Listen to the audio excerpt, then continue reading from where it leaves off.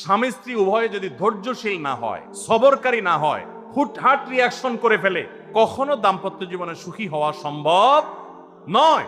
মনে রাখতে হবে, একসাথে থাকতে গেলে, দুইটা পাতিল একসাথে থাকতে গেলে টুনটান লাগে না, বাধে হয় না? আপনার কাছে যদি কেউ এসে গাল গল্প দেয়, দেখবেন অনেকে গাল গল্প দেয়। গাল গল্প দেওয়া লোক আছে না নাই? ভাই 30 বছর সংসার করেছি, জীবনে আমাদের একটা কথা হয়নি।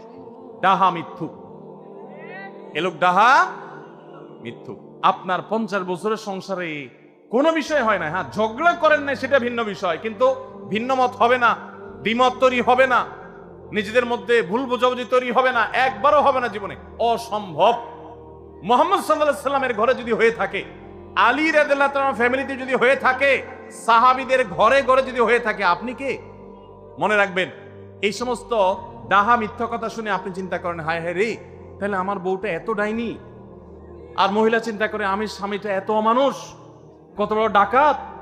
দেখো, তারা স্বামী স্ত্রী জীবনে কোনো কথা হয় না, আর আমার স্বামী ডেইলি একবার মা বাপ তুলে না গালি গালাজ করলে তার পেটে ব্যথা জমে না। এই সমস্যাগুলো আছে না নাই? ভাইরা আমার,